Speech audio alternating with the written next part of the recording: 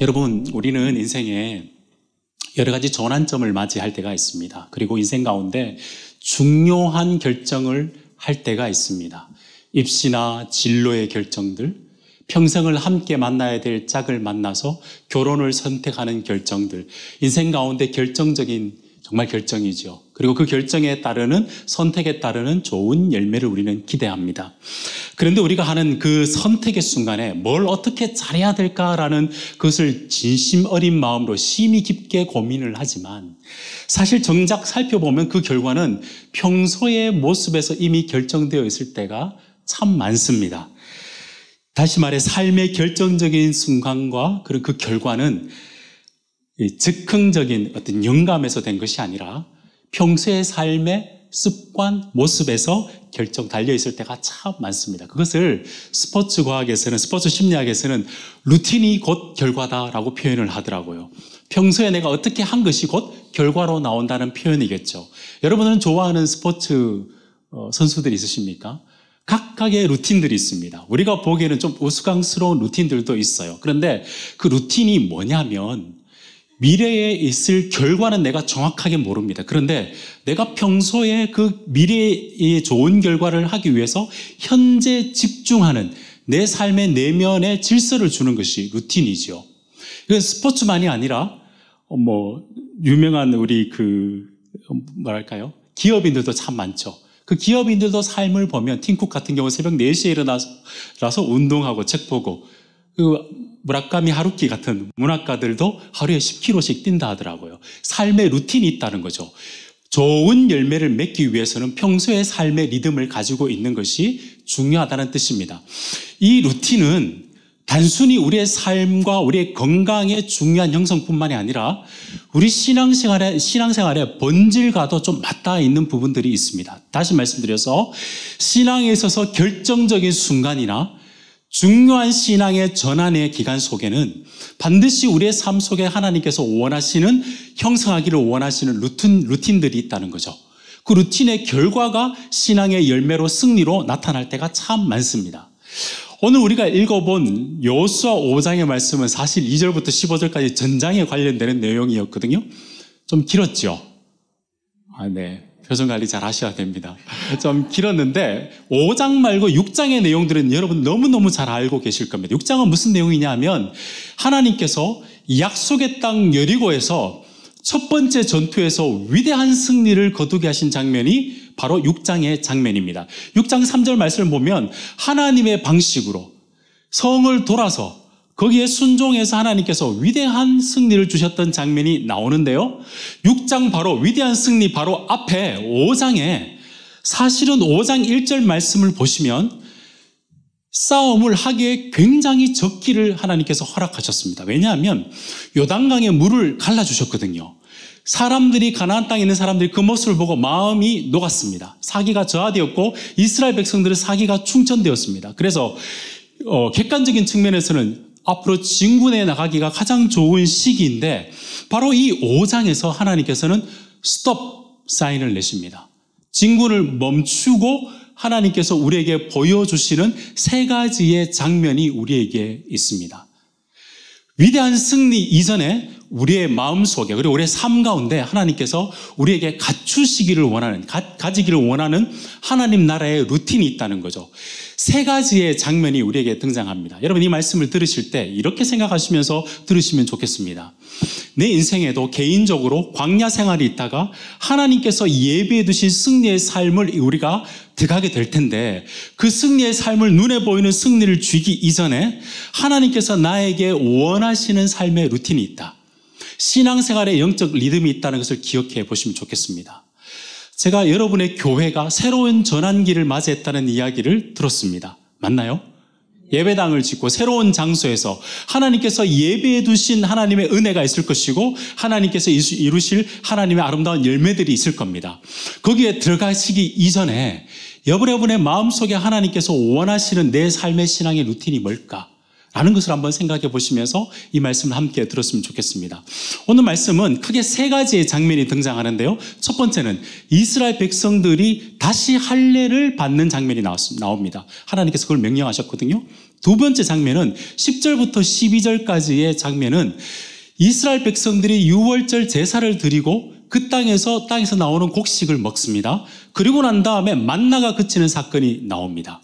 여러분 드라마도 보시면 컷 이 장면들이 나오지 않습니까? 마찬가지로 두 가지의 장면 다음에 마지막 세 번째 장면은 여호와의 군대 장관, 여호와의 총사령관을 만나는 장면이 세 가지의 장면이 등장합니다.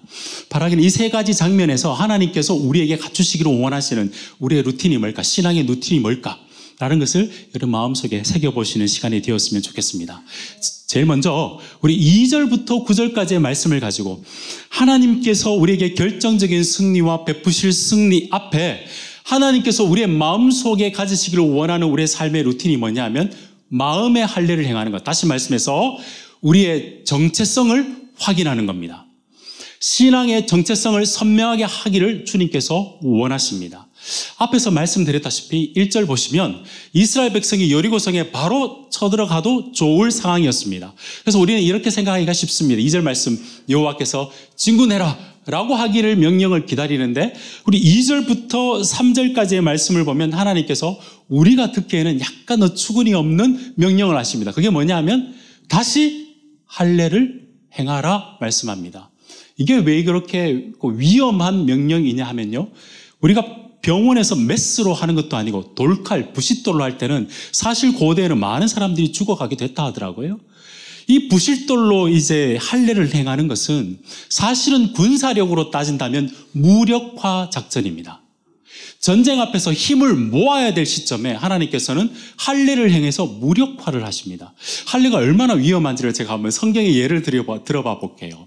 창세기 34장을 보면 할례가 나옵니다. 근데 그 할례는 좀 독특합니다. 어떤 일이 있었냐면 야곱의 딸인 디나라는 딸이 있었습니다. 그런데 히위 족속인 세겜이라는 추장이 이 디나를 겁탈하게 됩니다. 세겜이 디나를 좋아했던 것 같아요. 어떻게 하면 내가 이 여인과 결혼할 수 있습니까? 라고 했더니만 야곱의 아들들이 이방 백성이니까 할례를 받아야지 라고 이야기를 했어요. 그래서 히위 족속 모두 남자가 할례를 받습니다.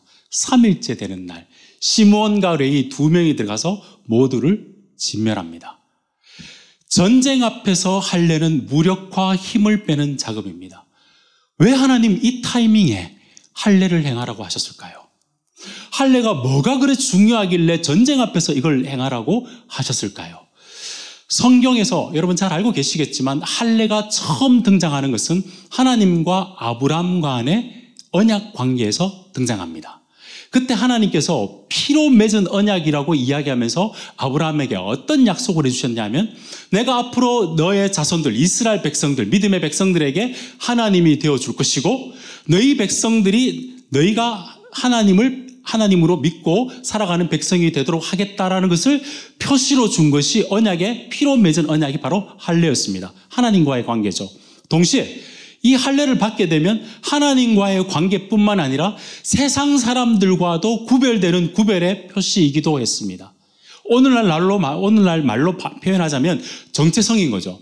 내가 하나님과의 관계가 어떠하고 세상 사람과의 구별된 관계, 자기 존재가 어떤 존재인지를 확인하는 과정이 바로 이 할례였습니다.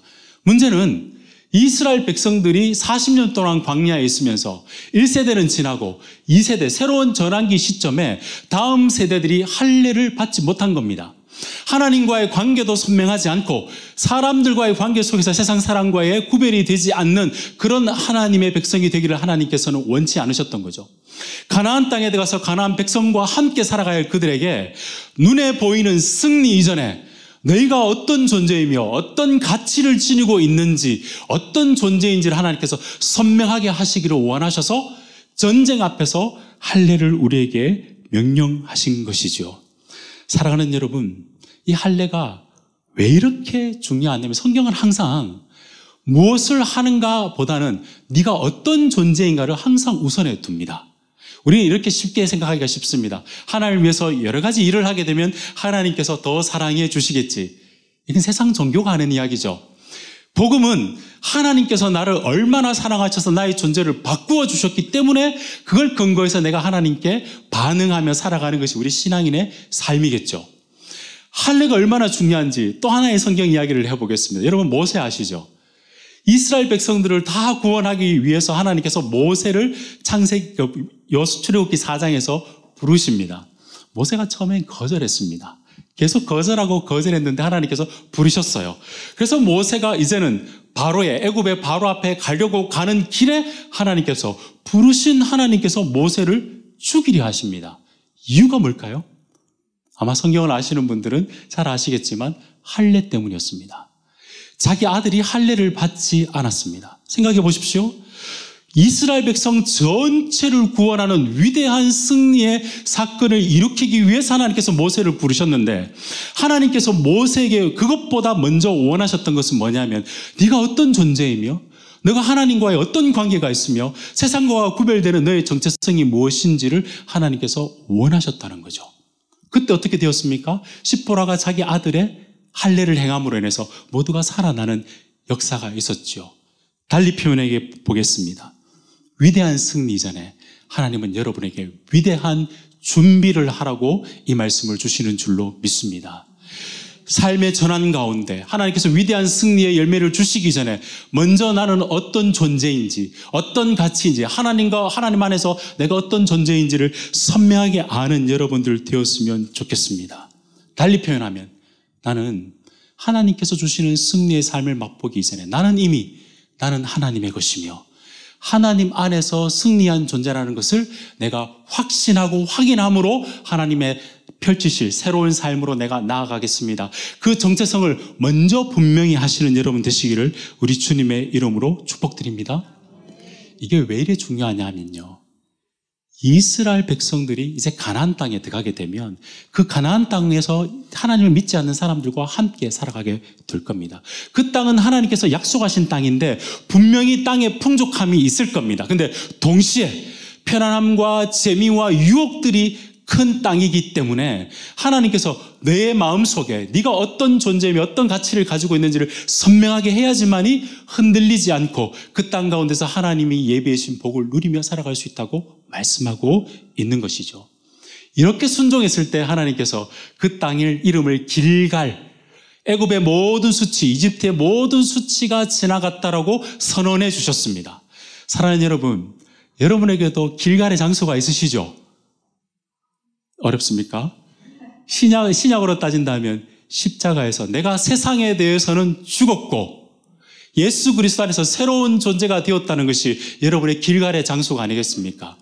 애굽의 모든 세상의 관점으로 봐서 모든 수치와 모욕이 다 지나간 자리, 나는 예수 그리스도 안에서 세상의 잣대로 나를 평가하는 것이 아니고 세상의 관점으로 나를 평가하는 것이 아니라 예수 그리스도 안에서 새로운 존재로 나도 나를 평가하지 않고 하나님께서 인정하신 존재로 살아간다는 것, 그 내 존재의 가치와 소속을 분명히 하고 신앙생활 하라고, 이게 우리의 신앙의 루틴이라고 주께서 우리에게 말씀하고 있다는 사실이죠.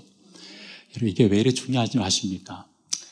가나안 땅에 우리가 이 땅 가운데 살아가면서 하나님께서 베푸신 땅 가운데 살아가다 보면 승리할 때도 있고 실패할 때도 있습니다.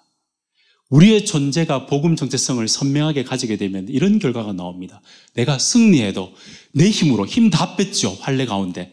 내 힘으로, 내 능력으로 승리한 것이 아니고 주께서 베푸신 승리입니다라고 주님께 영광을 돌릴 수 있습니다.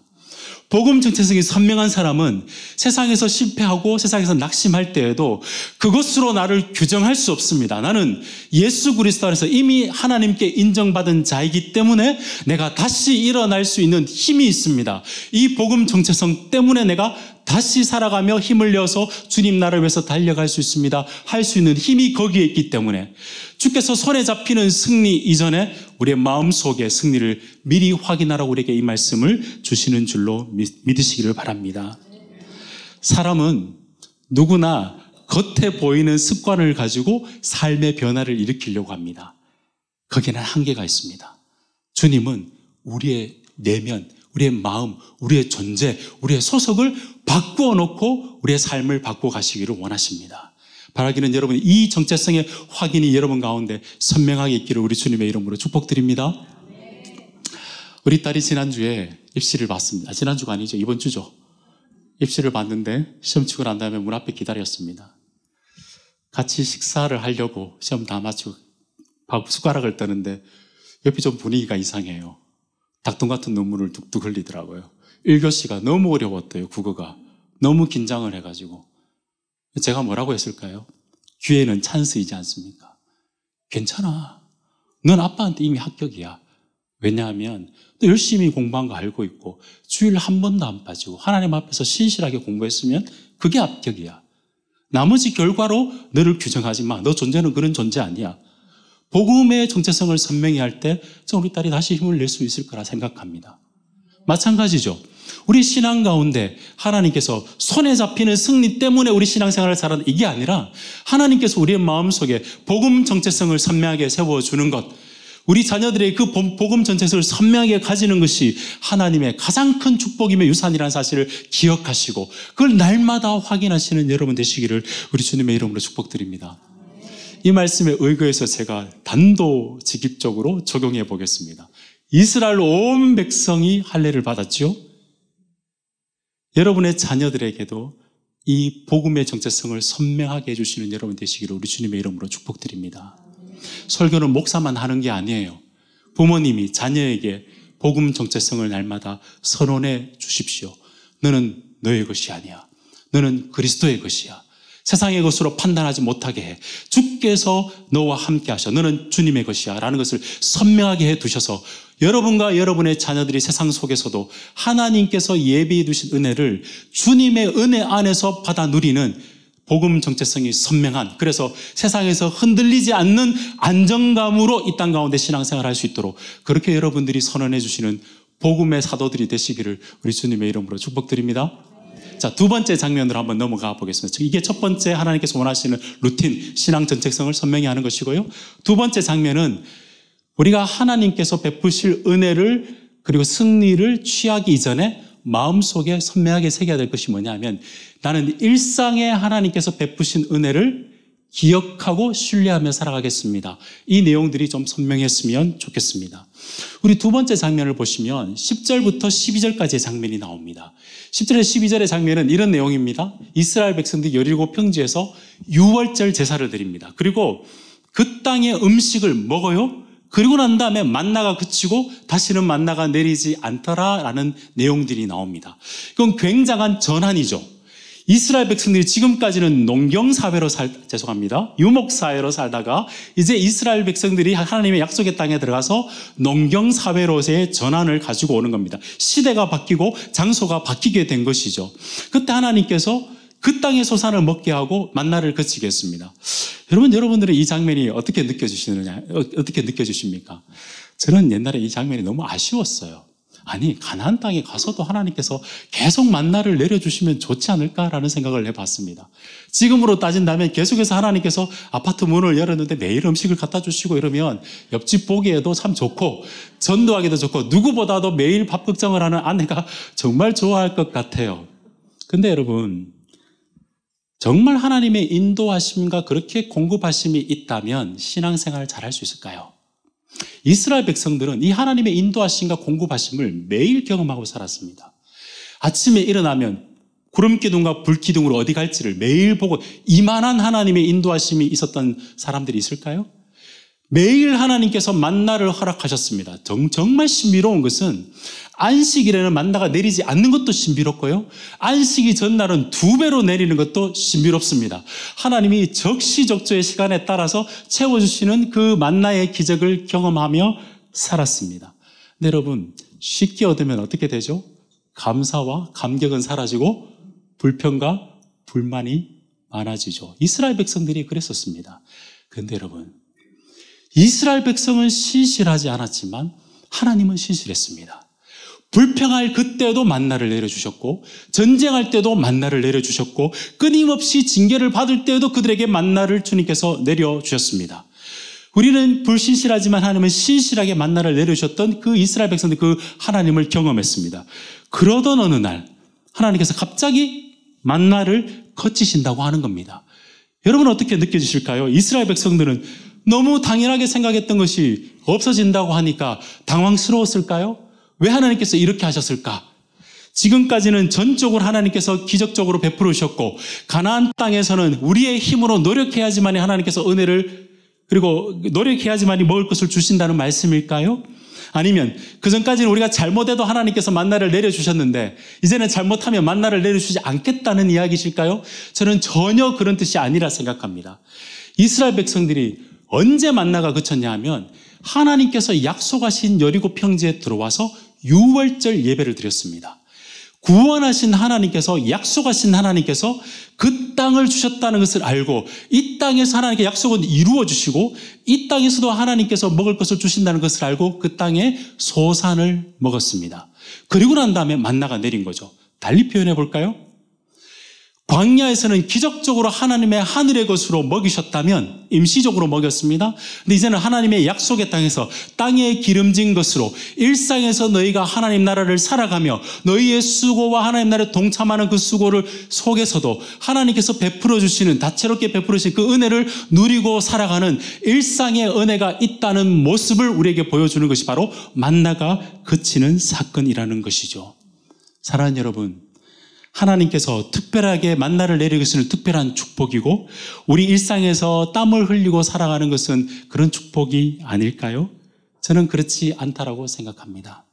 하나님께서 기적적으로 우리 가운데 임해서 만나와 같은 기적도 임하게 하실 때도 있지만 하나님께서는 시대가 바뀌고 전환기 속에서 삶의 구석구석까지 하나님께서 우리에게 허락하신 하나님의 다채롭고 풍요한 것으로 우리를 채워주시는 일상의 하나님을 믿으며 살아가라고 약속의 땅에 들어가기 이전에 그걸 먼저 믿음으로 고백하고 확신하며 살아가라고 우리에게 말씀하고 있는 장면이 바로 저는 이 장면이라 생각합니다. 만나를 먹는 것과 일상에 수고하는 것의 차이는 하나님의 비범한 은혜와 우리가 경험하는 하나님의 일상의 은혜의 차이일 뿐이라는 것이죠. 맞습니다. 우리가 신앙생활 하면서 하나님의 비범한 기적을 요구하고 기도해야 될 때가 있습니다. 원치 않는 병상에서 치료가 되지 않는 가운데서 하나님의 기적을 바라며 기도할 때가 있고 너무너무 어려운 지경에서 하나님의 도우심을 바라며 기도할 때가 있습니다. 하지 말라는 게 아닙니다. 그러나 그렇게 하지 않으실지라도 하나님께서는 우리의 삶 가운데 우리에게 베푸신 삶의 구석구석에서 여전히 우리와 함께 하시고 우리에게 다양한 방법으로 채워가시는 하나님의 일상의 은혜를 놓치지 말고 살아가라는 것이 이 말씀의 진리라는 사실을 꼭 기억하시는 여러분이 되었으면 좋겠습니다. 만나를 그친 것이 오히려 결핍이 아니라 하나님께서 자기 약속을 지키시고 우리에게 허락하신 삶의 범주에서 우리의 삶에서 하나님이 만나게 하신 사람과 일터에서 하나님께서 우리를 채워가신다는 하나님의 세밀한 은혜를 맛보는 여러분 되시기를 우리 주님의 이름으로 축복드립니다. 만나는 그쳐서도 하나님은 떠나지 않으시고 만나가 그쳤더라도 하나님 언제나 우리 가운데 계시며 만나가 그쳤어도 하나님은 다양하게 우리의 삶을 채워가시는 일상의 은혜를 아멘하며 고백하는 여러분 되었으면 좋겠습니다. 여러분 이게 왜 그렇게 중요한 줄 아십니까? 이스라엘 백성들이 가나안 땅에 하나님의 축복의 땅에 들어갔거든요. 전쟁에 몇 번 승리하고 정착하게 되면서 그들이 그날 그 땅에 내리는 비와 곡식을 세상 사람들이 가나안 사람들이 비슷하게 생각했던 바알신과 이스라엘 백성은 하나님과 바알신을 겸하여 섬겼거든요.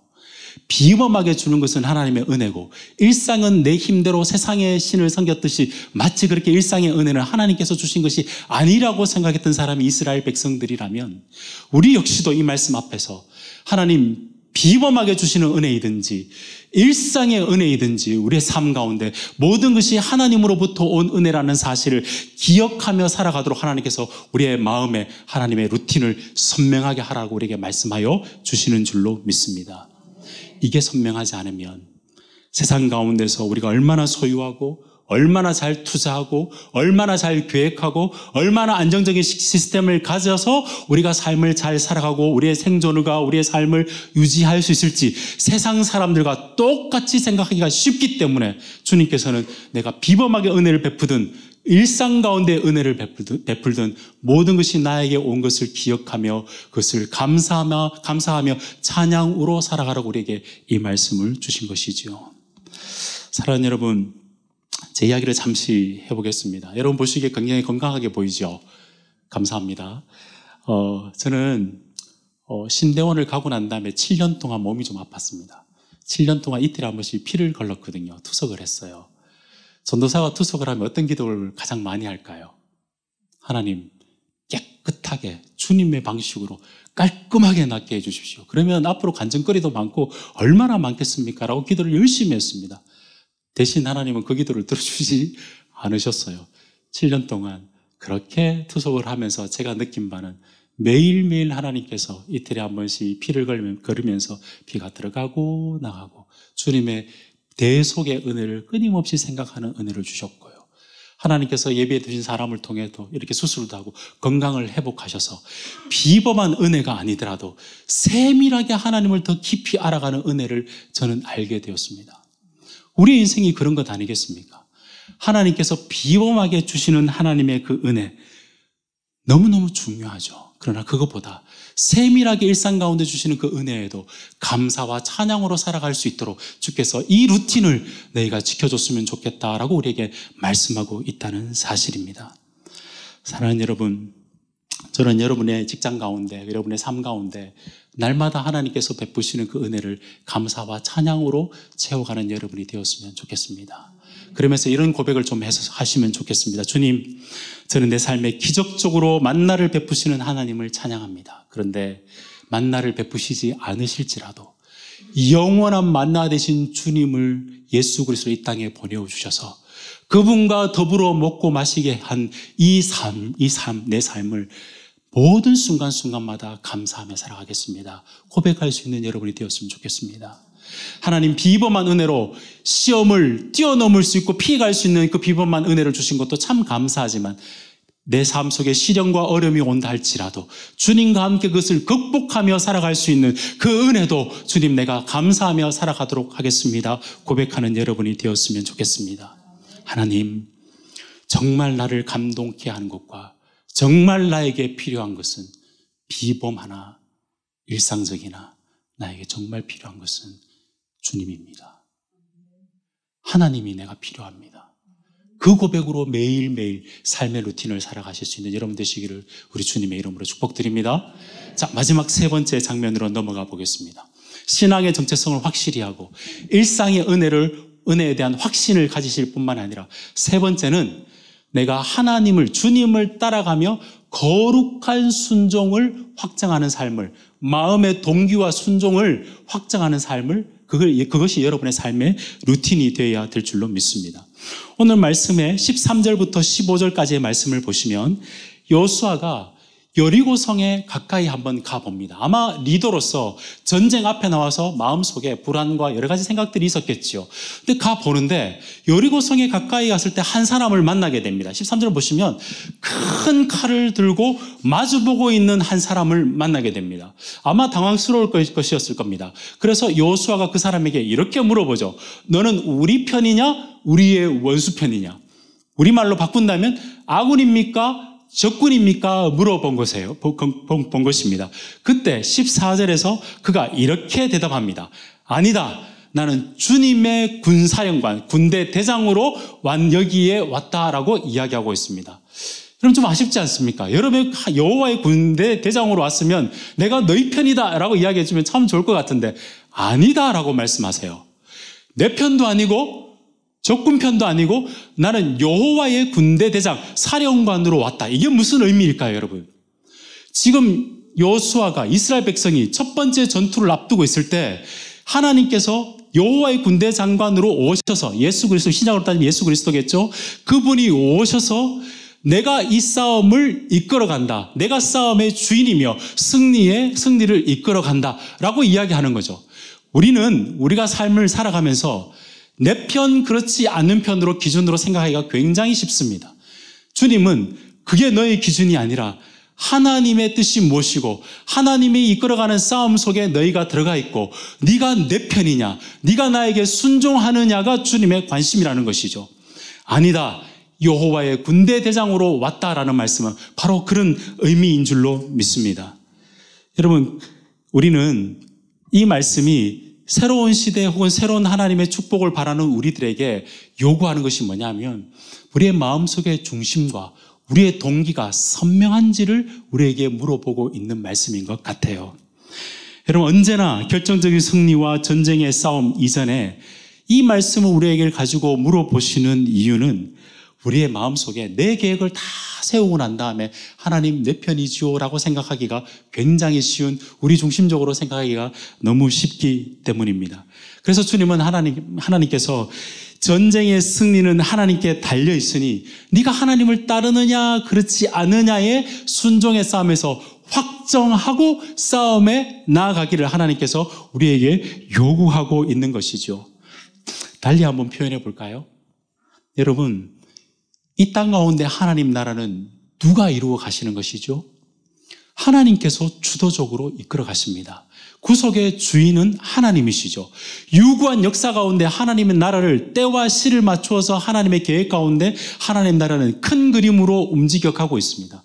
주님의 말씀은 우리의 삶이 그 하나님의 큰 그림 속에 들어가서 내가 하나님의 싸움에 참여에 동참하고 있느냐, 아니면 네가 그려놓은 삶의 그림 속에 그 크신 하나님의 역사를 우겨서 하나님의 역사를 내 삶 속에서 이용하느냐, 이 두 가지의 내용들을 가지고 우리의 그 마음의 동기가 뭐며 마음의 중심이 무엇인지를 끊임없이 우리에게 묻고 계시는 거죠.